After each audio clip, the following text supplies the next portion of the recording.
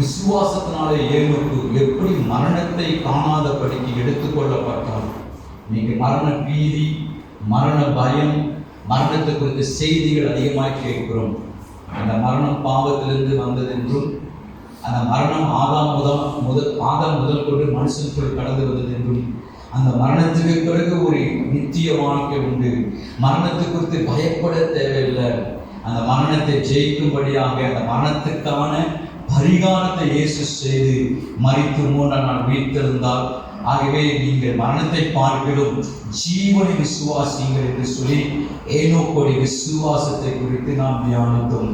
அடுத்தபடியாக நோவா இருந்தவர் பொருட்டு உலகம் பயங்கர நியாயத்திற்கு ஏதுவாக அழிவுக்கு நேராக போய்கொண்டிருக்கும் பொழுது அது மத்தியில் தேவனோடு நடக்கிற ஒரு மனுஷனாக தன்னுடைய குடும்பத்தை ரட்சிப்பதற்காக, பாதுகாப்பதற்காக, மீட்பதற்காக தேவனுடைய எச்சரிப்பை பெற்றுக்கொண்டு விசுவாசத்தினாலே, அன்றைக்கு பைபிள் கிடையாது, அன்றைக்கு இது போன்ற ஆலயம் கிடையாது, இது போன்ற போதிக்கிற ஊழியக்காரர்கள் கிடையாது, இன்னைக்கு இருக்கிற மீடியா கிடையாது, வீட்டு சந்திப்பு கிடையாது, வீட்டு கூட்டம் கிடையாது.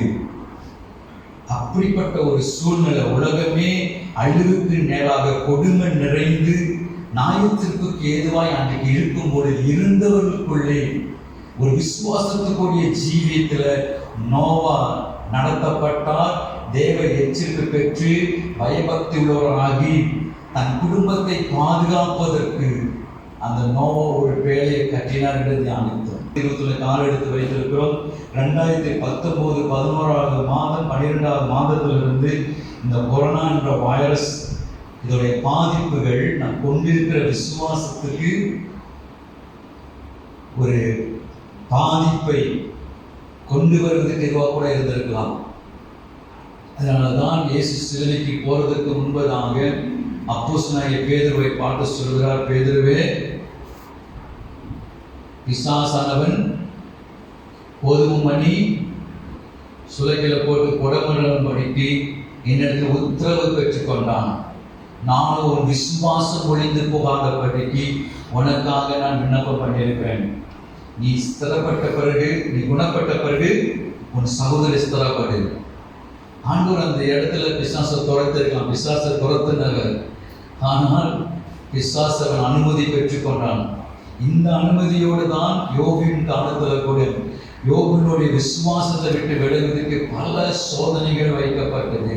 இதெல்லாம் ஏன் ஆவியான பத்திரப்படுத்தி நம்ம கையில் கொடுத்துருக்காருன்னு சொன்னால், இன்னைக்கு நம்ம போயிட்டு இருக்கிற இந்த வாழ்க்கை பிரயாணத்தில் நம்முடைய விசுவாசத்துக்கு பொருளாதாரமாக இருக்கட்டும், ஜெபமாக இருக்கட்டும், வேதவாசியமாக இருக்கட்டும், உபவாசமாக இருக்கட்டும், தேவனுக்கு அடுத்த காரியத்தில் உறவுகளில் நமக்கு ஏற்படுகிற விசுவாசத்துக்கு பாதிப்பு வரும்போது நமக்கு இருந்த முன்னோர்கள், முற்பிதாக்கள் அவங்க எப்படி விசுவாசத்தில் வாழ்ந்தாங்க என்பதற்கு அடையாளமாக தான் இந்த வேதாகமம் கையில் இருக்குது. ஆகவே தயவு செய்து அந்த கொடுக்கப்பட்ட நேரத்தில் அட்லீஸ்ட் 1 மணி நேரமாவது தேவனோடு கூட சம்பாசிக்கிறது, தேவனோடு கூட உறவாடுவதற்கு, விசுவாசத்தை கட்டி எழுப்பக்கூடிய இந்த வேத வாசனத்தை வாசிப்பதற்கு தயவு செய்து நேரம் கொடுங்க. ஆமென். இன்றைக்கு இந்த கால வேளையில் விசுவாசத்தை குறித்து, விசுவாசத்தில் வாழ்ந்தவராகிய ஆபிரகாமை குறித்து தியானிக்க போகிறோம். இந்த ஆபிரகாமை குறித்து வேதத்தில் நிறைய காரியங்கள் நீங்கள் வாசிக்கலாம். இன்னைக்கு இஸ்ரவேல் என்ற ஒரு தேசம் இருப்பதற்கு காரணம் தன் வாழ்க்கையை தேவனுக்கு அர்ப்பணித்த ஆபிரகாம் தான். 75 வயது இருக்கும் பொழுது ஆபிரகாம் தேவனுடைய சித்தத்தை செய்வதற்காக தெரிந்து கொள்ளப்பட்ட ஒரு மனுஷன். நீங்க நினைக்கிறது போல ஆபிரகாம் தேவன் அறிந்த மனுஷன் கிடையாது. அவருடைய தகப்பன் பேர் தேராகும். அவங்க தேவன் அறியாத சனங்களாய் காணப்பட்டாங்க. கல்தேயர் என்று சொல்கிற பாபிலோன் தேசத்தில் வாழ்ந்தவர்கள், விக்கிர ஆராதனைக்காரர்கள்.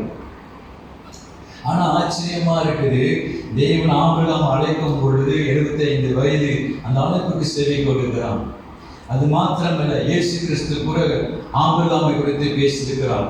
இந்த யூதர்கள் எப்பொழுதுமே ஆபிரகாமின் தேவன், ஈசாக்கின் தேவன், யாக்கோபின் தேவன், அன்றைக்கு தேவனை விசுவாசித்து தேவனுடைய வார்த்தைக்கு ஒப்பு கொடுத்து ஆபிரகாம் கீழ்ப்படிந்து வந்தது நிமித்தமாக ஈசாக்கு மூலமாக யாக்கோப்பு, யாக்கோப்பு மூலமாக 12 கோத்திரங்கள். இந்த 12 கோத்திரம் தான் இன்றைக்கும் தலைநிமிர்ந்து நிற்கும்படியாக உலகத்தை அச்சுறுத்தி கொண்டிருக்க, எல்லாத்தையும் நோக்கி பார்க்கிற ஒரு இஸ்ரவேல் தேசமாய் காணப்படுகிறது. அது மாத்திரம் இல்லை, ஆச்சரியமான ஒரு காரியம் உங்களுக்கு காண்பித்துக் கொடுக்கிறேன். மத்திய சுவிசேஷம் 1:1 வாசித்து பாருங்க. ஆபிரகாமின் குமாரனும் தாவீதின் குமாரனான இயேசு கிறிஸ்துவின் வம்ச வரலாறு. இயேசு எந்த வம்சத்திலிருந்து வர்றாரு? ஆபிரகாமின் குமாரனாகிய தாவீது. அந்த சந்ததி சந்ததி சந்ததி இயேசு கிறிஸ்துவின் வம்ச வரலாறு. ஆபிரகாம் ஈசாக்கை பெற்றான். சந்ததி சந்ததிகள் தேவனை மகிமைப்படுத்தும்படி அந்த சந்ததிகளுக்கு அஸ்திபாரமா இருக்கிறதுதான் விசுவாசம். அல்லேலூயா. இயேசுடைய வம்ச வரலாறு கூட ஆபிரகாம் குறித்து பதிவு செய்யப்பட்டிருக்கிறது. ஆகவே யூதருக்கும் சரி, வேதாகத்திலும் சரி, ஆபிரகாம் மிக விசேஷமான ஒரு மனுஷனாய் காணப்படுகிறான். எபிரேயர் 11ஆம் அதிகாரத்தை நான் வாசிக்கிறேன், கவனிங்க. விசுவாசத்தினாலே ஆபிரகாம் தான் சுதந்திரமாக பெறப்போகிற இடத்திற்கு போகும்படி அழைக்கப்பட்ட போது கீழ்ப்படிந்து தான் போகும் இடம் இன்னதென்று அறியாமல் புறப்பட்டு போனான். எங்க போக போறோம், அந்த இடம் எப்படி இருக்க போகுது என்றதெல்லாம் யோசிக்கல. அது வசதியா இருக்குமா, நமக்கு போதுமானதா இருக்குமா, நமக்கு இடையூறாக இருக்குமா, அதெல்லாம் யோசிக்கல. இந்த வசனத்தை வாசிக்கும் போது விசுவாசத்தினால் ஆபிரகாம் சுதந்திரமாக பெறப்போற இடத்திற்கு போகும்படி, உங்களுக்கு வர வேண்டிய ஆசீர்வாதத்தை பெற வேண்டும் என்றால், உங்களுக்கு கொடுக்கப்பட்ட அழைப்புக்குள் தேவனுடைய சித்தம் செய்யப்பட வேண்டும் என்று சொன்னால், ஆண்டவர் அழைக்கும் போது கூப்பிடும் பொழுது இந்த ஆபிரகாமை போல விசுவாசத்தினாலே செயல்பட வேண்டியது அவசியமா இருக்கிறது. அடுத்தது பாருங்க, கீழ்ப்படிந்து. விசுவாசத்துக்கு மிக முக்கியமா இருக்க வேண்டிய காரியம் கீழ்ப்படிதல். எங்க விசுவாசம் இருக்குதோ அங்க கீழ்ப்படிதல் அவசியமா இருக்கிறது. ஒபீடியன்ஸ், கீழ்ப்படிதல். கீழ்ப்படிந்து நான் தான் போகும் இடம் இன்னதென்று அறியாமல் புறப்பட்டு போகிறான். ஒரு சமயம் இயேசுவின் இடத்துல 10 குஷ்டரோகிகள் வருகிறார்கள். ஒரு குஷ்டரோகிகள் என்று கண்டுபிடிக்கப்பட்டால் அவர்கள் சமுதாயத்தை விட்டு ஒதுக்கி வைக்க வேண்டும். அவர் குணப்பட்ட பிறகு ஆசாரியனை போய் சந்தித்து குணப்பட்டதுக்கான சான்றிதழ் சர்டிபிகேட் வாங்கிட்டு தான் சமுதாயத்துக்குள் நுழைய வேண்டும். அப்படி 10 குஷ்டரோகிகள் ஒரு முறை இயேசுவை சந்திக்கும் பொழுது இயேசு சொல்கிறார், நீங்கள் போய் குணமானதுக்கு அடையாளமாக ஆசாரியனிடத்தை போய் காமிங்கன்னு சொல்றாரு. ஒன்னும் சுகமே ஆகுல. ஆனா அந்த 10 பேர் என்ன செய்யறாங்க? இயேசு சொன்ன வார்த்தை நம்பி போகும்போது வழியில தான் சுகம் அடைகிறாங்க. இன்னும் சுகமே நடக்கல. கீழ்ப்படுகிறாங்க. கீழ்ப்படியும் போது விசுவாசத்துக்கு ஏற்பான காரியம் நடக்கிறது. அது ஒரு சமாரியன் மட்டும் பின் திரும்பி வந்து தன் சரீரத்தில் நடந்த மாற்றத்தை பார்த்து, சுகத்தை பார்த்து தேவனை மகிமைப்படுத்துகிறார். அந்த இடத்துல தான் இயேசு சொல்றாரு, நான் 10 பேருக்கு அளவா சுகம் கொடுத்தேன், மீதம் உன் தேவனை மகிமைப்படுத்தும்படி இந்த அந்நியனை தவிர, இந்த சமாரியனை தவிர வேறு ஒருவர் இல்லையான்னு கேட்கிறாரு. இன்னும் சுகமாகவே இல்லை.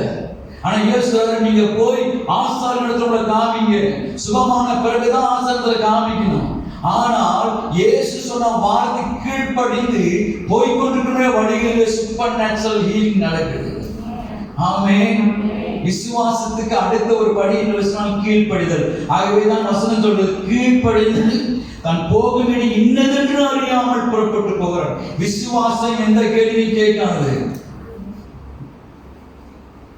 போற இடம் எப்படி இருக்கும், வசதியா இருக்குமா, நம்ம வாழ்க்கை சரியா அமையுமா, அப்படிலாம் கிடையாது. கேள்வி கேட்காமல் நான் விசுவாசிக்கிற முன்னார் என்று அறிந்திருக்கின்ற பவுல் சொன்னது போல அவர் புறப்பட்டு போகிறார். அடுத்த வசனம் பாருங்க, விசுவாசத்தினாலே அவன் வாக்குத்தத்தம் பண்ணப்பட்ட தேசத்துல பரதீசியை போல சஞ்சரித்து, அந்த வாக்குத்தத்திற்கு உடன் சுதந்திரராக ஈசாக்கோடும் யாக்கோபோடும் கூட கூடியிருந்தான். ஏனெனில் தேவன் தாமே கட்டி உண்டாக்கின அஸ்திபாரமுள்ள நகரத்துக்கு அவன் காத்திருந்தான். இந்த விசுவாசத்துக்கு ஏதுவான வாக்கு தத்தங்கள், உங்க மேலே என் மேலே கிறிஸ்து இயேசு மூலமாய் நிறைய ப்ராமிசஸ், வாக்கு தத்தங்கள் தொங்கிட்டு இருக்குது. அந்த வாக்கு தத்தங்கள் விசுவாசிக்கும் பொழுது அந்த வாக்கு தத்தத்துக்கு நாம் சுதந்திரவாளியாக மாறுகிறோம். என்னோடு கூட வேதம் வைத்திருக்கிறவர்கள் இந்த ஆதியாகமம் 12ஆம் அதிகாரத்துக்கு கொஞ்சம் திரும்பி வாங்க. ஆதியாகமம் 12ஆம் அதிகாரத்துல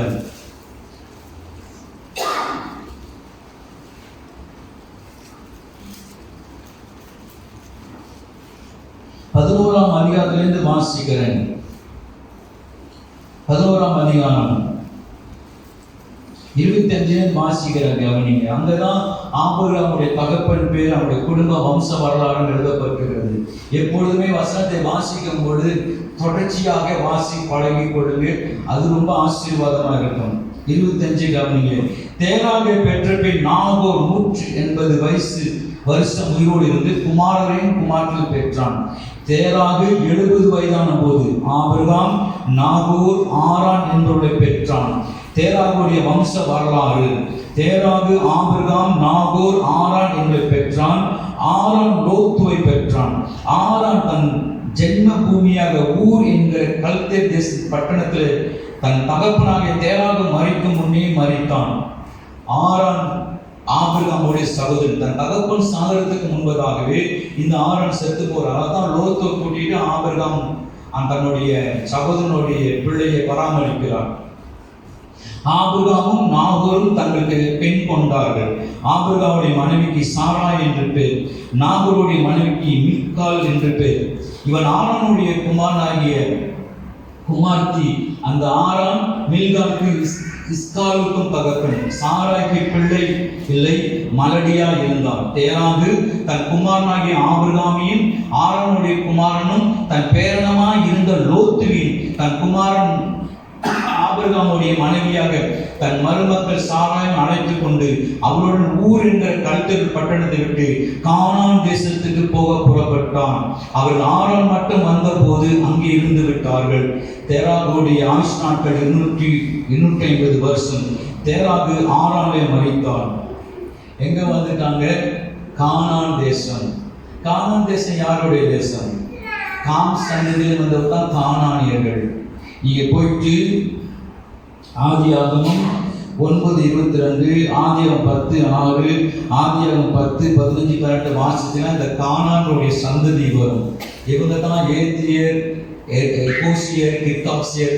இந்த ஜாதிகள் தான் எரிகோ மதிலுக்குள்ள 7 பலத்த ஜாதிகளா இருந்தாங்க. இந்த காம் சந்ததி எங்கேருந்து வந்தவனா? நோவாவின் சந்ததியிலிருந்து வந்தவங்க. இந்த காம் இந்த தகப்பனுடைய நிர்மாணத்தை பார்த்தவர்களால் அந்த காம் சந்ததியில் இந்த கானானியர் சபிக்கப்பட்டவர்கள். இந்த கானானுடைய தேசத்தை தான் ஆபிரகாமோடு கொண்டு வரப்போகிற சந்ததியாக இஸ்ரவேல் கோத்திரத்துக்கு ஆண்டவர் வைத்திருந்த மிகப்பெரிய ஒரு திட்டம். பாலும் தேனும் ஓடுகிற தேசம். 430 வருஷம் அடிமைத்தனத்திலிருந்து விடுதலையாக பட போகிற இந்த ஜனம் ஆபிரகாம் சொல்றாரு, உன் சந்ததி உன் ஜனம் 400 வருஷம் அந்நிய தேச அடிமையில போல இருப்பாங்க. அதற்கு முன்பதாக வாக்குத்தத்தம் பண்ணப்பட்ட தேசத்தை என்ன செஞ்சிருவேன்? இந்த ஜாதிகளை கொண்டு பாலும் தேனும் ஓடுகிற தேசத்தை நான் என்ன செஞ்சிருவேன்? உருவாக்கியிருக்கேன். காலங்கள் வரும் பொழுது அந்த சந்ததிக்கு நீ ஒரு ஆவிக்குரிய தகப்பனாக விசுவாசத்தின் தந்தையாக இருக்க வேண்டியதான் தேவனுடைய பிளான் திட்டம். இங்க இருக்கிற சிறியோர் கொண்டு பெரியோர் கொண்டு படித்தவர்கள் படிக்காதவர்கள் நடுத்தரமா இருந்தாலும் சரி, யாரா இருந்தாலும் சரி, ஆண்டுடைய வாக்குத்தத்தம் நிறைவேறுவதற்கு தேவன் உங்களை வைத்திருக்கிறார். அதுக்கு அஸ்திபாரம் விசுவாசம் தான். அல்லேலூயா. இது சாதாரணமா இருந்துடாதீங்க, சாதாரணமா இருந்துடாதீங்க. கர்த்தர் ஆபிரகாம் நோக்கி, நீ உன் தேசத்தையும் உன் இனத்தையும் உன் தகப்பனுடைய வீட்டையும் விட்டு புறப்பட்டு நான் உனக்கு காண்பிக்க தேசத்துக்கு போ. ஆபிரகாம் கீழ்ப்படிந்தவராக கடந்து போகிறார். அதான் சொன்னேன், விசுவாசத்துக்கு கீழ்ப்படியும். போய் ஆசாரத்தை காட்டுன்னு போ சொன்ன உடனே இந்த 10 குஷ்டரோகிகள் போகிறார்கள். உன் படுக்கை எடுத்துக்கொண்டு நட ஒன்று கீழ்ப்படிந்தனால அற்புதம் நடக்கிறது. விசுவாசம் வரும் பொழுது, விசுவாசத்துக்குள் செயல்படும் பொழுது ஆவியின் சத்தத்தை கேட்டு மறுமொழி சொல்லாமல் கீழ்ப்படிவது அவசியமா இருக்கிறது. ஆண்டவர் 7 ஆசீர்வாதங்களை சொல்கிறார். நான் உன்னை பெரிய ஜாதியாக்கி உன்னை ஆசீர்வதித்து உன் பேரை பெருமைப்படுத்துவேன். நீ ஆசீர்வாதமாய் இருப்பாய். நீ ஆசீர்வதிக்கிறவளை நான் ஆசீர்வதிப்பேன், உன்னை சபிக்கிறவளை நான் சபிப்பேன். பூமியில வம்சமெல்லாம் உனக்குள் ஆசீர்வதிக்கப்படும் என்றான். உன்னை கொண்டு மூலமாக பூமியோட வம்சங்கள் எல்லாம் ஆசீர்வதிக்கப்படும். இதெல்லாம் ஆண்டவர் அழைக்கும் பொழுது அந்த அழைப்புக்கு நேராக இந்த ஆபிரகாமுக்கு விசுவாசத்தை தூண்டக்கூடிய காரியங்களை விதைக்கிறார் ஆண்டவர். அது மாத்திரமல்ல, கர்த்தர் ஆபிரகாமுக்கு சொன்னபடி அல்லேலூயா அவன் புறப்பட்டு போனான். லோத்தும் அவனோடு கூட போனான்.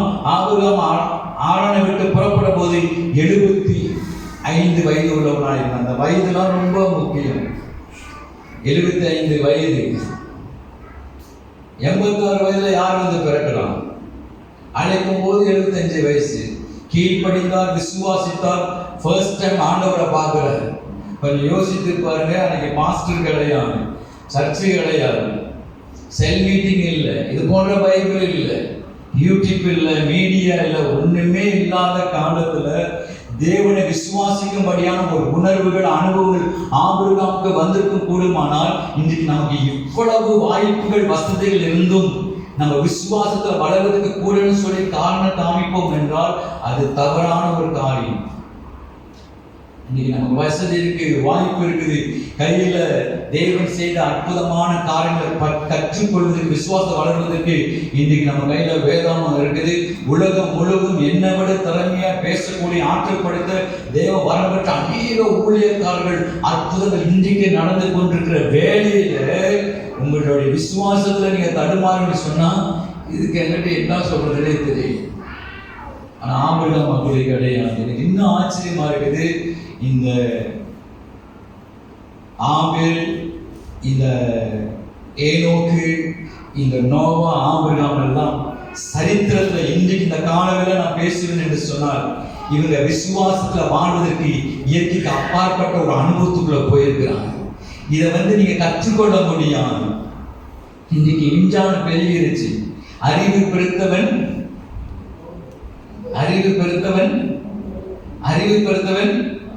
நோவு பெருத்தவன். நோவுனா வியாதி. ஆனால் அன்றைக்கு இந்த விஞ்ஞானங்கள் வருவதற்கு முன்பதாக, இந்த அறிவு பெருகிறதுக்கு முன்பதாக அறிவு இருமாப்பை உண்டாக்கும். விசுவாசம் அப்படி இல்லை. விசுவாசிக்கிறவர்களால் நடக்கும் அடையாளங்கள். ஒன்னாவது என்னது? பிசாசுகளை துரத்துவார்கள். எதை கொண்டு? விசுவாசத்தை கொண்டு. எதை விசுவாசிக்கிறதுனால? அந்த உன்னதமான நாமத்தை விசுவாசிக்கிறதுனால. அடுத்தது, நோய்களை சுகமாக்குவார்கள். விஞ்ஞானம், அறிவியெல்லாம் வர்றதுக்கு முன்பதாக விசுவாசத்தினால பல நோய்கள் சுகமாயிருக்கிறது. செத்தவர்கள் உயிரோடு எழுப்பப்பட்டிருக்கிறது. நிலப்பட்டு ஜனங்கள் சுகமாயிருக்கிறார்கள். ஆனால் விஞ்ஞானம் எப்ப தெரியுமா கடவுளை நம்பும்? விஞ்ஞானத்தினால, அறிவினால, மருந்தினால முடியாது. மனுஷனால கூடாதது தேவனால் கூடும். மனுஷன் எப்ப முடியாதுன்னு சொல்லும்போது ஒரு வார்த்தை சொல்லுவாரு, இனிமே உங்க சாமியை நம்புங்க. அவங்க தவறா சொல்லல. விஞ்ஞானம் ஒரு பக்கத்து இருக்கட்டும், அறிவியல் ஒரு பக்கத்து இருக்கட்டும், ஆனா அதை விட மேலானது நம்முடைய விசுவாசம். அவர் இருக்கிறவராய் இருக்கிறவர். அதனாலதான் சொல்றேன், கொஞ்சம் டைம் கொடுங்க. 1 மணி நேரமாவது உங்க விசுவாசத்தை கட்டி எழுப்ப கூட அற்புதம் நடைபெற்றிருக்கிற இந்த வேதத்தை கொஞ்சம் வாசிங்க. இந்த வேதத்துல இருக்க அற்புதத்தை தியானிங்க. இதை தியானிக்கிற மனுஷன் ஆசீர்வதிக்கப்படுவான். அவன் தன் காலத்துல தன் கனிகளை கொடுத்து இல உதிராத மரத்தை போல இருப்பான். வேற ஒரு விஷயத்தான் நீங்க திங்க் பண்ணிட்டே இருக்காதீங்க. அது உங்களுக்கு ஒரு அச்சுறுத்தலும் பயத்தை தான் ஏற்படுத்தும். வாய்ப்பு கிடைக்கும் போது ஃபர்ஸ்ட் வேலை வெட்டி இல்லையா, இரவும் பகலும் வசனத்தை எப்படி தியானிக்கிறது, வேலையெல்லாம் விட்டுட்டு வசனத்தை வாசிக்கணும். அந்த அடிப்படையில் சொல்ல உங்களோட உடம்புல மிக விலை உயர்ந்த மதிக்கப்படத்தக்கதாக வண்ணமுள்ள ஒரு பகுதி இருக்குது. அதுதான் உங்களுடைய சிந்தை. பல வருஷத்தை பதிவு செய்யக்கூடிய ஒரு கம்ப்யூட்டரை போல, ஒரு சிம் கார்டை போல எல்லாத்தையும் நினைப்புல வச்சுக்கொள்ற ஒரு மெமரி பவர் உங்களுடைய மைண்ட்ல இருக்குது. எல்லாத்தையும் நம்ம என்ன செய்ய, நல்லதை நினைக்க மாட்டோம். என்னைக்கோ நடந்த பாதிப்பு, என்னைக்கோ நடந்த காயம் யாரோ சொல்லதான் நினைச்சுட்டு இருக்கோம். நீங்க உட்காரும் போது, நடக்கும் போது, எழுந்திருக்கும் பொழுது, படுக்கும் போது கூட உங்க சிந்தையில வசனங்களை தியானிங்க. உங்களை சுகமாக்குற வசனத்தை தியானிங்க. உங்களை செழிப்பாக்குற வசனத்தை தியானிங்க. உங்களை கட்டி எழுப்புற வசனத்தை தியானிங்க.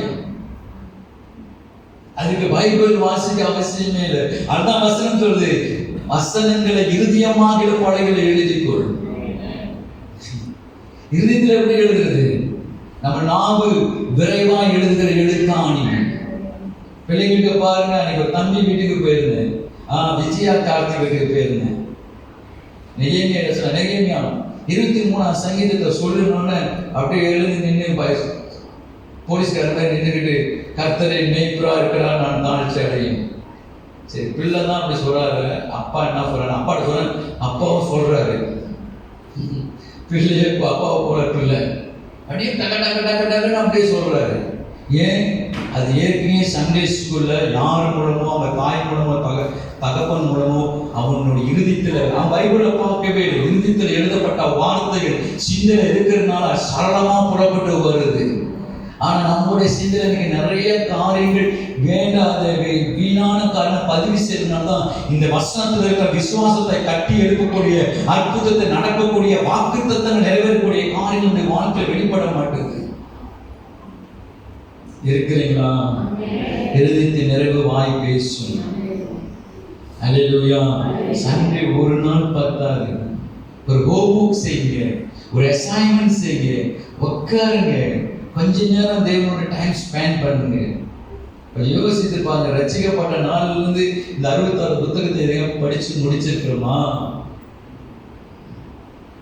3 வயசுல பிள்ளைங்களை சொல்லி கொடுக்க ஆரம்பிப்போம். A for apple, B for boy, C for cat சொல்லி கொடுத்து படுறான கிண்டகனை போட்டு அவனுக்கு பிடிச்சிருக்குதோ பிடிக்கலையோ, அந்த கிளாஸ் ரூம் எப்படி இருக்குதோ அதெல்லாம் எனக்கு தெரியாது. அங்கே ஆரம்பிச்சு பிரைமரி ஸ்கூலில் போய், செகண்டரி ஸ்கூலில் போய், அப்புறம் அப்பர் 6 போய், அப்புறம் அங்கே படித்து காலேஜ், யூனிவர்சிட்டி, எப்போ இன்னைக்கோ ஒரு பதவியில் உட்காருவதற்கு, பட்டம் பெறுவதற்கு, பணத்தை சம்பாதிக்க தவறுன்னு சொல்ல, இந்த எஃபோர்ட், இந்த எக்ஸ்பென்சஸ், இந்த செலவுகள், இந்த நேரத்தை ஆவிக்குரிய காத்து நம்மளால கொடுக்க முடியுது. அதுதான் ஃபர்ஸ்ட் முடியல. லவ் பண்ணாம வராது. லவ் பண்ண ஒரே காரணத்தினாலதான், லவ்வுக்காக அப்பாவுடைய சிங்காசனத்தை விட்டு அவர் சிலுவைக்கு வந்தார். ஒரே பொண்ணுதான் நம்ம ரொம்ப லவ் பண்றாரு. அவரை போல யாரும் லவ் பண்ண முடியாது. அவருக்கு ஒரு பெரிய விசுவாசம், என்னோட அன்புல, என்னோட லவ்ல அநேக பேர் ரட்சிக்கப்படுவாங்க, அதனால நான் உயிரையும் கொடுக்கிறேன். அவருக்கு ஒரு விசுவாசம். நீங்க என்ன அவர் விசுவாசிங்களா இல்லையோ, அவரு மேல ரொம்ப நம்பிக்கையா இருக்கிறார். அவரு உங்களை நம்புறாரு. இல்லைன்னா இந்த அறவைக்காரன் கொண்டு வந்து உங்களுக்கு ஆலோசனை கொடுக்கறதுக்கும் செடிக்கணும் வச்சிருப்பாருங்க, யோசிச்சு பாருங்க. அந்த அளவுக்கு என்னை ட்ரஸ்ட் பண்றாருன்னா, விசுவாசிகள் அடுத்த காலத்துல ஆண்டோட எவ்வளவு நம்ம நினைக்கணும், எவ்வளவு விசுவாசிக்கணும், அது யோசிச்சு பாருங்க. காலம் அப்படியே ஓடிட்டு இருக்குது, மாதங்கள் ஓடிட்டு இருக்குது. 75 வயசுல ஒருத்தர் கூப்பிட்டாரு, வெளியே வான்னு சொன்னாரு. வட்டத்துக்கு வெளியே வாப்பா, வெளியே வந்து பாரு, வாழ்க்கையை மேல பாரு, என்ன முடியுமா ஒன்னால அப்படின்னு சொல்றாரு. அவனை வாழ்க்கையில தேவன் வைத்திருக்கிற திட்டம், தரிசனம் எல்லாம் நிறைவேறுவதற்கு, விசுவாசத்தை கட்டி எழுப்பதற்கு ஏதுவாக ஆண்டவர் வாக்குத்தத்தங்களை கொடுத்து அவனை பில்ட் பண்றாரு. அப்படியே லைஃப் போயிட்டே இருக்குது பாருங்க. 86 வயசு, 13 வருஷம் ஆச்சு. மனைவி பார்க்கறாங்க, பேர் சொல்ல ஒரு பிள்ளை இல்லைங்க, நீங்க இன்னும் சொல்லிட்டு வந்துட்டீங்க, அதுக்கான அடையாளம் ஒண்ணுமே இல்லைன்னு சொல்லிட்டு யாரு சாவு வராங்க. ஆனால் அடிமை பெண்ணாகி ஆகார திருமணம் பண்ணுவதற்கு ஆண்களுடைய ஆபகம் ஒண்ணுமே கேட்கல. ஆனா இந்த பிள்ளை கொலை செய்யப்படும் போதுக்கு முழங்கால் பிடித்து ஜெபிக்கிறாரு, ஆண்டவருடைய பிள்ளையை காப்பாத்துக்குங்க. இதுதான் அப்பாக்கள். மறுபடியும் 90 வருஷம் விடுறாரு.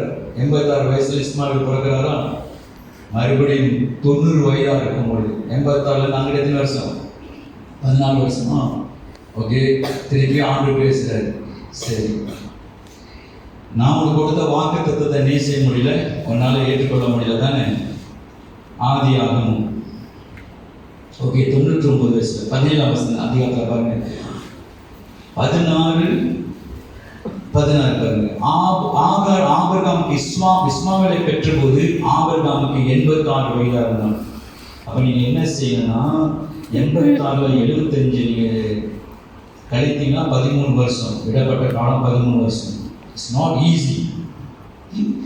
13 வருஷம் ஆச்சு.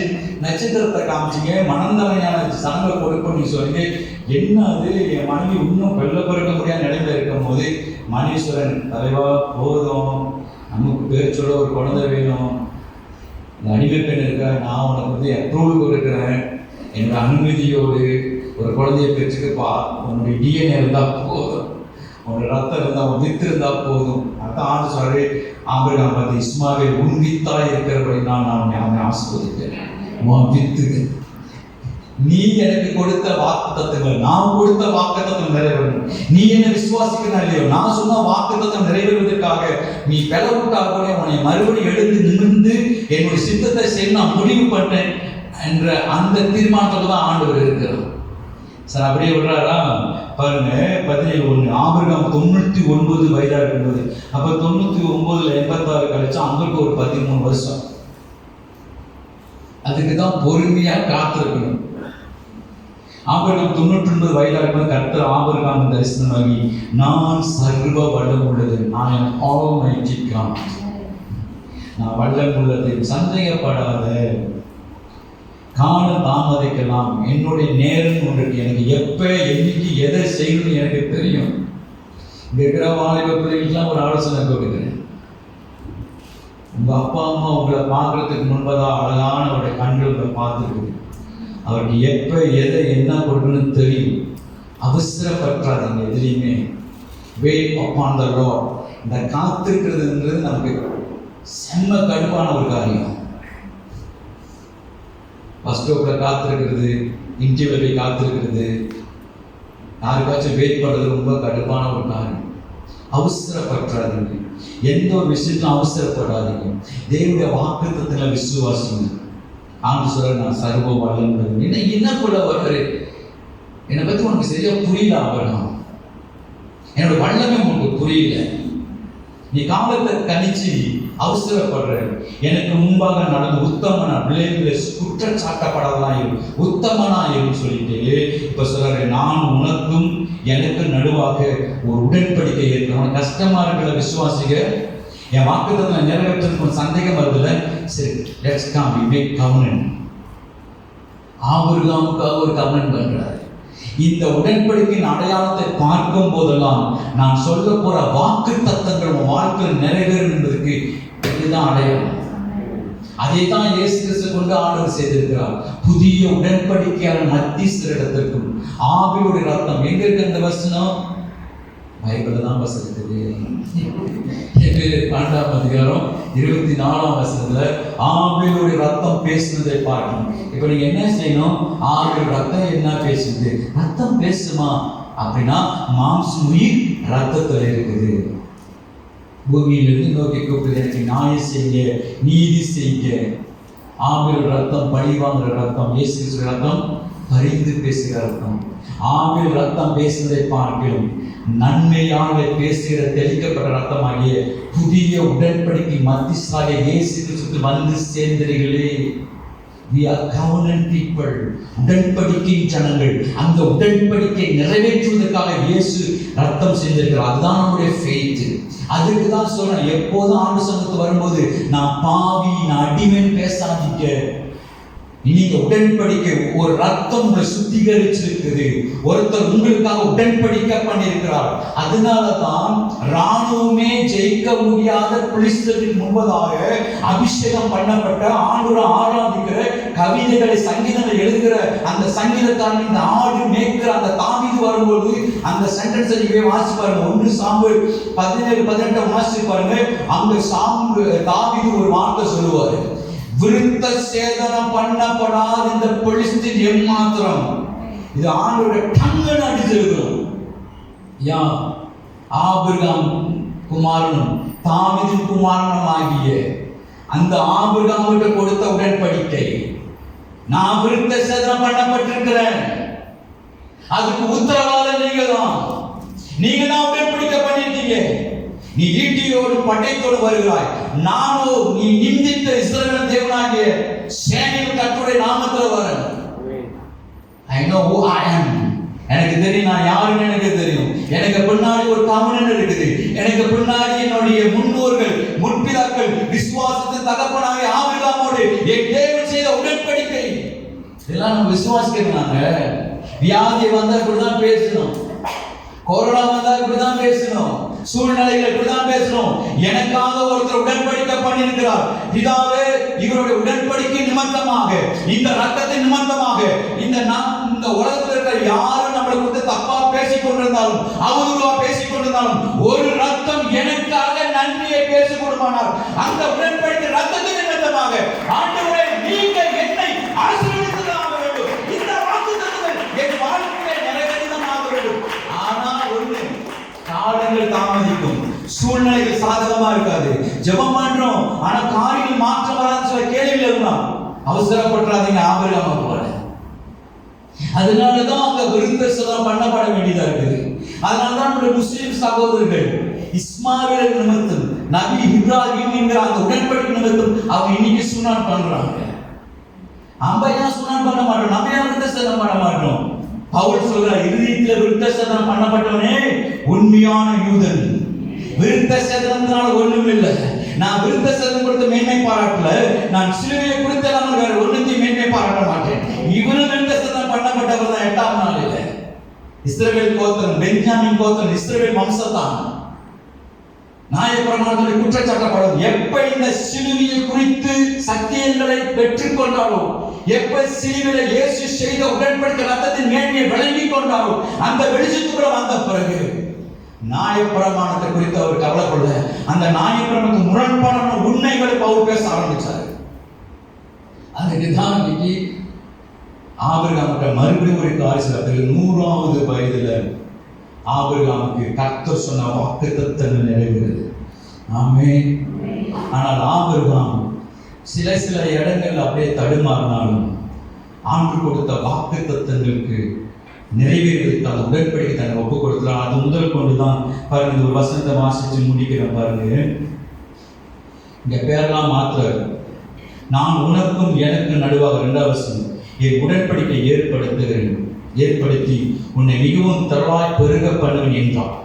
அப்பொழுது ஆபிரகாம் முகம் குப்புற விழுந்து வணங்கினான். தேவன் அவனோடு பேசி, நான் உன்னோடு பண்ணுகிற என் உடன்படிக்கை என்னவென்றால், நீ திரளான ஜாதிகளுக்கு தகப்பன ஆவாய். இனி உன் பேர் ஆபிராம் எனப்படாமல் நான் உன்னை திரளான ஜாதிக்கு தகப்பனாய் ஏற்படுத்தும்படி உன் பேர் ஆபிரகாம் எனப்படும். ஏன் பேரை மாத்துறாரு? நீதிமொழிகள் 23:7 சொல்லுது, அவன் பேர் எப்படியா அவன் அப்படி இருக்கான், இனவுகள் எப்படியோ அவன் அப்படி இருக்கான். கூப்பிடும் போது யாக்கோப்பு இல்லை, நீ யாக்கோப்புக்குள்ளது ஃபங்க்ஷன் பண்ணக்கூடாது. நீ பிரின்ஸ் ஆஃப் நேஷன், இளவரசன், இந்த தேசத்தின் இளவரசன், நீ இஸ்ரவேல். பேரை மாற்றாரு. சாரா இல்ல, ஜாதிகளுக்கு தாய். இந்த பேர் மாற்றம் வரும்போது உன் எண்ணங்கள் மாற்றப்பட வேண்டும், உன் விசுவாசம் மாற்றப்பட வேண்டும். இந்த பேருக்குள்ள நீங்க ஆபிரகாம் என்று அழைக்கும் பொழுது உனக்கு வர வேண்டிய பெய்த் நான் எதை விசுவாசினா, நான் ஜாதிகளுக்கு தகப்பன், நான் தேசத்துக்கு தகப்பனா இருக்க போறேன், வாக்குத்தத்தங்கள் நிறைவேறுவதற்கு நான் காத்திருக்கிறேன். அடுத்த வசனம் பாருங்க, உன்னை மிகவும் அதிகமாய் பழுக பண்ணி உன்னிலே ஜாதிகளை உண்டாக்குவேன், உன்னிடத்திலிருந்து ராஜாக்கள் தோன்றுவார்கள், உனக்கும் உனக்கு பின்வரும் உன் சந்ததிக்கு நான் தேவனாய் இருக்கும்படி எனக்கும் உனக்கும் உனக்கு பின் தலைமுறையாக உன் சந்ததிக்கு நடுவே ஒரு உடன்படிக்கை, நித்திய உடன்படிக்கையை ஸ்தாபிப்பேன். நான் உனக்கு தேவனாய் இருக்கும்படி நீ என்னுடைய சந்ததியை கொண்டு வருவதற்கு let's come we make covenant சொல்லிதான் ஆண்டவர் ஆபிரகாமுடைய விசுவாசத்துக்காகவே இன்னொரு காரியத்தை செய்கிறார். ஆமென், ஹல்லேலூயா. அதனாலதான் கலாத்திரிகள் நிருபத்தில் திருப்பங்க, இயேசு சேவையில மறிச்சதுக்கு நிறைய காரணம் உண்டு. அதுல ஒரு காரணத்தை பவுல் இந்த இடத்துல சொல்றார். கலாத்தியர் 3ஆம் அதிகாரத்தை நம்ம வாசிக்கலாம் பாருங்க. எங்கே திரும்ப வாசிக்கணும்? இந்த நியாயப்பிரமாணமும் விசுவாசத்தை குறித்து பேசுறார். 6ஆம் வசனத்துல பாருங்க, 3:6, கலாத்தியர் chapter 3 verse 6. அப்படியே ஆபிரகாம் தேவனை விசுவாசித்தான், இங்க நியாயப்பிரமாணம் என்ன செஞ்சது, விசுவாசம் என்ன செஞ்சது, பிரமாணங்கள் வருவதற்கு பிரமாணம் எப்போ வந்தது? மோசே காலத்துல வந்தது. ஆபிரகாம் பிரமாணம், நியாயப்பிரமாணம் 613 பிரமாணம். நீங்க அந்த 10 கட்டளை சொல்றீங்களா, அதுக்கு முன்னையே இந்த பிரமாணம் இல்லாத முன்னுக்கு விசுவாசத்தினால ஆபிரகாம் நீதிமான் ஆயிட்டாரு. இப்ப ஏன்டா நீங்க 613 பிரமாணத்தை கை கொண்டதான் நீதிமான் போதிச்சுக்கிட்டு பவுல் கேட்கிறாரு. இந்த பிரமாணத்துக்கு உரியவராயிருந்த அந்த பவுல் இயேசு அறிஞ்ச பிறகு இதெல்லாம் கலாச்சார சபையில நடந்த பிரச்சனை. அதான் சொல்றாரு, அப்படியே ஆபிரகாம் தேவனை விசுவாசித்தான், அது அவனுக்கு நீதியா எண்ணப்பட்டது. எப்பெல்லாம் நீங்க விசுவாசிக்கலாம் தேவன் கட்ட காலத்துல, அப்போது தேவனுடைய ரைச்சஸ்னஸ், நீதி, அதுக்குரிய நீதி நம்ம மேல செயல்படுது. அது மாத்திரம் இல்ல, விசுவாச மார்க்கத்தால் எவர்களோ அவர்களே ஆபிரகாமின் பிள்ளைகள் என்று அறிகிறீர்களா. இப்ப விசுவாசத்தை யாரெல்லாம் விசுவாசிக்கிறீங்களோ நம்மளாம் யாரு? ஆபிரகாமின் பிள்ளைகள். அப்படின்னா என்ன அர்த்தம்? ஆபிரகாம் கொடுத்த வாக்குத்தத்தம் நம்முடைய வாழ்க்கையில் நிறைவேற போறதுன்னு அர்த்தம். அல்லேலூயா. சந்தேகத்துல ஜெபம் பண்ணாதீங்க, அவிசுவாசத்துல ஜெபம் பண்ணாதீங்க. அது மாத்திரம் இல்ல, மேலும் தேவன், ஆனா இந்த யூதர்களுக்கு என்ன ஒரு பெரிய பெருமை, நம்ம ஆபிரகாமின் தேவன், ஈசாக்கின் தேவன், யாக்கோபின் தேவன், நாங்க தான் தெரிந்து கொள்ளப்பட்டவர்கள், இவங்கெல்லாம் தீட்டானவர்கள், இவங்கெல்லாம் பாவின்னு சொல்லி சமுதாயத்துல இவங்க தள்ளி வச்சிருந்தாங்க. அதான் பவுல் சொல்றாரு, விசுவாச மார்க்கத்தார் யாவரும் ஆபிரகாமின் பிள்ளைகள். 6வது வசனம், மேலும் தேவன் விசுவாசத்தினாலே புறஜாதிகளை நீதிமான்கள் ஆக்கிறார் என்று வேதம் முன்னாக கண்டு உனக்குள் சகல ஜாதிகளும் ஆசீர்வதிக்கப்படும் என்று ஆபிரகாமுக்கு சுவிசேஷமாய் முன்னிறுத்து. சுவிசேஷம் குட் நியூஸ், நற்செய்தி, காஸ்பல். எது காஸ்பல்? அவங்களுக்கு அன்னைக்கு காஸ்பலா இருந்தது என்னது? பிரமாணங்கள். ஆகவே இந்த பிரமாணம் வரத்துக்கு முன்பதாக விசுவாசத்தினாலே உன்னுடைய ஜாதிகள் உனக்குள் ஆசீர்வதிக்கப்படும் ஆண்டவர் ஏற்கனவே சொல்லிட்டு இந்த வாக்குவாதம் பண்றார் பவுல். அடுத்தது, மேலும் தேவன் விசுவாசத்தாலே புறஜாதிகள் நீதிமான்கள் என்று வேதம் கண்டு உனக்குள் சகலஜால் ஆசீர்வதிக்கும் என்று ஆபிரகாம் சுவிசேஷம் முன்னெடுத்தது. அந்தபடியே விசுவாச மார்க்கத்தால் விசுவாசம் உள்ள ஆபிரகாமோடைய ஆசீர்வதிக்கப்படுவார்கள். ஆமென். இங்க என்ன தெரியுமா, பைபிளை படிக்கிறதோ ஜெபம் பண்ணுறதோ கிடையாது.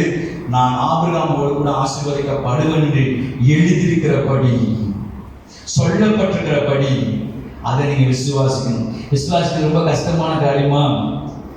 சொல்லுங்க, கஷ்டமான காரியமா? 10 பாருங்க, நியாயப்பிரமாணத்தின் கிரியைக்காரர் யாவரும். நியாயப்பிரமாணத்தின் கிரியைக்காரர் யாரு? கிறிஸ்துவின் சொல்லுங்க, நியாயப்பிரமாணத்தின் கிரியைக்காரர் யாரு? சொல்லுங்க. சரி, அவன் அப்பா யார் பண்றாரு பார்ப்போம்.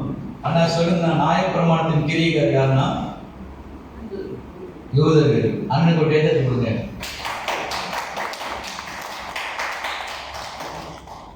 நியாயப்பிரமாணத்தின்படி வாழ்வது யாரு? யூதர்கள். நியாயப்பிரமாணத்தின் கிரியைக்காரர் யாவரும். வசந்த வாசி என்ன சொல்லுது? சொல்லுங்க, என்னத்தில் இருக்கிறாங்க? சொல்லுங்க. நியாயப்பிரமாணத்தின் கிரியைகள் யாவரும்.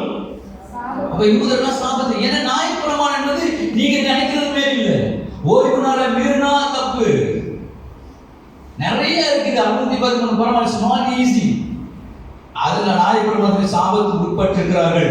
நியாயப்பிரமாணம் புஸ்தகத்தில் எழுதப்பட்டவை எல்லாம் செய்யத்தக்கதாக அவைகள் நிலத்திலாத எவனோ அவன் சபிக்கப்பட்டு எழுதியிருக்கிறது. It's not easy to follow the law. Sunday 50 வருஷத்துல 53 நாளா சண்டே 52 நாள் சேர்ச்சுக்கு வர்றதுக்கே நம்மளால முடியலன்னா, பழைய ஏற்பாட்டுல ஓய்வு நாளை மீறினா கல்லால் அடிச்சு கொண்டு விடுவாங்க. அப்படி ஒரு பிரமாணம் இருக்குது. ஏதாவது விபச்சாரம் பாவம் கண்டுபிடிச்சிங்க, திருமணத்துக்கு முன்பதாக ஒரு பெண்ணு தன்னோட கற்பை இழந்து விட்டால் கண்டுபிடிக்கப்பட்டால் தகப்பன் வீட்டு வாசப்பட வைத்து கல்லால் அடித்து அந்த பிள்ளையை கொலை செய்யணும். இதான் முஸ்லிம் கைகள் ஊழல் சட்டம். நம்மளாம் பாக்கியவான்கள், பாக்கியவதிகள்.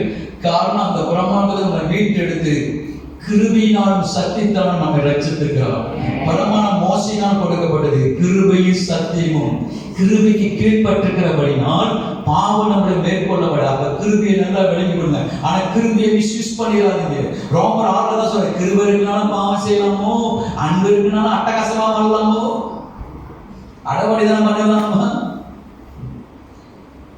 அந்த அன்போடைய விலையை நீ விளங்கிக் கொள்ளணும். அதான் சொல்றாரு, நியாயப்பிரமாணத்துல ஒருவனும் தேவனுக்கு நீதிமானார்கள். எல்லாம் யூதருக்கு பேசுறாரு, நமக்கு பேசுறது அடுத்தது சொல்றாங்க என்பது வெளியரங்கமா இருக்கிறது. விசுவாசத்தினாலே நீதிமான் பிழைப்பான் என்று எழுதியிருக்குது. ஆபிரகாம் வச்சு பேசுறாரு. நியாயப்பிரமாணமோ விசுவாசத்துக்குரியதல்ல, அவைகளை செய்கிறவன் மனுஷன் அவைகளை செஞ்சாதான் பிழைக்க முடியும். செய்யல இப்போது சொல்ல சாபனா வரும்னு 28ஆம் அதிகார உபவாதத்தில் சொல்லப்பட்டது. அங்க பாருங்க, மரத்தில் தூக்கப்பட்ட எவனும் சபிக்கப்பட்டவன் என்று எழுதியிருக்கிறபடி. எங்க எழுதியிருக்குது? எங்கேயாச்சும் எழுதிருக்க மாஸ்டர். உபாகமம் 21:23 வாசிங்க. யூதர்களுடைய பார்வையில ஒருத்தனை தூக்கி கொலைக்கு ஏதுவா இருக்கிற மனுஷனை மரத்துல தூக்கி போட்டா அவன் சபிக்கப்பட்டவன். ரோமர் கொடுக்கிற பனிஷ்மெண்ட்ல ஒரு பனிஷ்மெண்ட் சிலுவை மரணம். அதுதான் பவுல் சொல்ற 1:2 யூதர்கள் அடையாளத்தை தேடுகிறார்கள், கிரேக்கர்கள் ஞானத்தை தேடுகிறார்கள். நாங்களோ சிலுவையில் அறையப்பட்ட கிறிஸ்துவை பிரசங்கிக்கிறோம். சிலுவின் உபதேசம் கெட்டு போவதற்கு எப்படி இருக்குது? பைத்தியமா இருக்குது. ரட்சிக்கப்பட்ட எங்களுக்கோ தேவ பலனா இருக்குது. இந்த பவுல் தான் ஒரு காலத்தில் இந்த கிறிஸ்துவுக்கு விரோதமா பேசினாரு.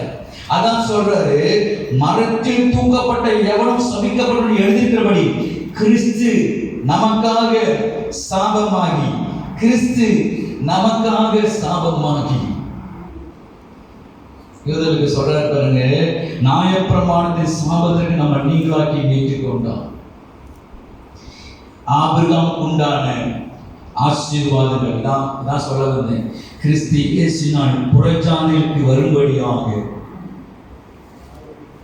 ஜென்டாயில்ஸ், பண்ணி சாப்பிட்றவங்க, தீட்டு சொல்லப்பட்டவங்க, ஒதுக்கி தள்ளப்பட்ட சமுதாயத்தில் இருந்தவங்க, இந்த ஜென்டாயில்ஸ்னாவே யூதர்கள் வெறுப்பாங்க.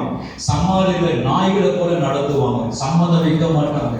ஒரு முறை இயேசுவே இந்த சமாரி பெண்ணிடத்துல தண்ணீர் வாங்கி குடிக்கும் பொழுது பெரிய ஒரு ஆச்சரியம். பாவி விட்டு போய் உட்காரும் போது கூட இருக்கிற பரிசு வேதப்பெல்லாம் பெரிய ஒரு ரப்பி, ஒரு யூதன், நம்ம கோத்திரன்னா அவர் அசிங்கப்படுத்தி தீப்பிப்பட. அதுதான் அவரை கிரிட்டிசிசம் பண்ணாங்க. அவர் போகிற இடத்துல விரோதமா எழுதுனாங்க, அவர் கொலைசைய வகர்த்திருந்தாங்க. அவருடைய அன்பு என்னது? பாவியில் ஒதுக்கப்பட்டவர்கள், நீதிமான அல்ல, பாவிகளை ரட்சிக்க வந்தேன். நோய் இல்லாதவனுக்கு அல்ல, நோயுற்றவனுக்கே மருத்துவம் தேவை. என்னோட தேவை உள்ள ஜனங்களுக்கு தான். இப்ப விளங்கி கொள்ளுங்க, ஆபிரகாம் உண்டான ஆசீர்வாதம் புறஜாதி நம்மேல் வரும்படிக்கு கிறிஸ்து நமக்காக நியாயப்பிரமாணத்தை சாபத்தில் மாத்திரமல்ல, நம்மேல் சொல்லப்பட்ட எல்லா சாபத்துக்கும் முடிவுண்டாகும்படி அவர் சிலுவையிலே பலியானார். இதெல்லாம் வாசிக்கிறது விசுவாசி. விசுவாசத்தை நீங்க அறிக்கை செய்ய, இருதயத்துல விசுவாசமாய் அறிக்கை செய்ய. ஜெபம் பண்ணும் போது சொல்லுங்க, அப்பா உங்க குமாரனை கொண்டு நீங்க செய்த உடன்படிக்கையின் ரத்தம், இந்த உடன்படிக்கை நிமித்தம் என்னை ஆசீர்வதிங்க. விசுவாசிங்க. தேவனால் பிறந்தவன் எவனும் பாவம் செய்யான், ஏனெனில் அவருடைய வித்து அவனுக்குள்ள இருக்கு. இதை விசுவாசிங்க. இயேசுடைய வித்து எனக்குள்ள இருக்குது. இந்த வித்துல வியாதி வர்றதுக்கு வாய்ப்பு இல்லை. இந்த சரீரம் ஆவியானவர் தங்க ஆலயம் என்று சொல்லி ஆபிரகாமை போல விசுவாசத்துக்கு ஏதுவாய் வசனத்துக்கு கீழ்ப்படிந்து அதை ஜெபம் பண்ணுங்க.